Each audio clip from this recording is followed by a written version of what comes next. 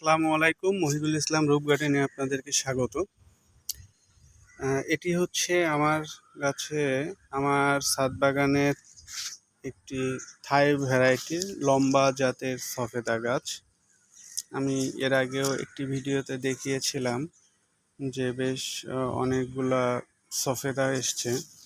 তো একজন আমাকে বলছে, আমি বলেছিলাম যে কিভাবে একটি কাজ করতে আর কি, সেটা হচ্ছে এই যে ফুলগুলা কীভাবে ফলটা সেট হবে সেই ভিডিওতে আমি বলেছিলাম এই ফুলটা একটু ধরে হালকা করে একটু ঘুরিয়ে দেবেন।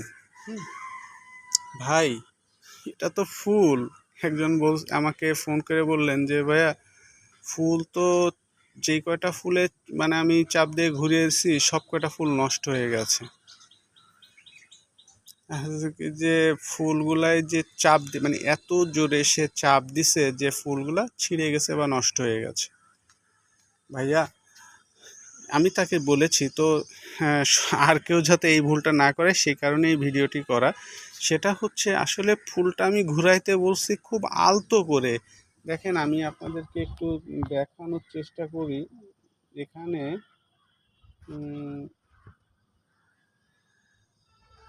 এটা কি দেখানো যাবে?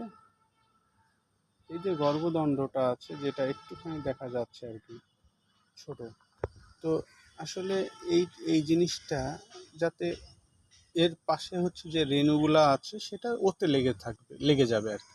সেই জন্য খুব সামান্য একটা আলতো করে এটা ঘুরাইতে বলছি। বাট আপনি যদি মানে একটু জোরে ঘুরান তাহলে তো আসলে এটা তো একটা নরম জিনিস, এটা তো ক্ষতিগ্রস্ত হবে এবং সেটা তো নষ্ট হয়ে যাবে। তো এই ভুল কাজটা কেউ করবেন না। যদিও সে একজন নতুন বাগানি, আমারই ভুল যে আমারই আসলে অনেক আরও একটু ভালো করে বলে দেওয়া উচিত ছিল। তো মাফ করবেন এই জন্য যে আমার অজান্তেই আপনার একটা ক্ষতি হয়ে গেছে। তো আশা করি এরপরের থেকে আর ভুল হবে না, যদি আমি তাকে বলে দিয়েছি।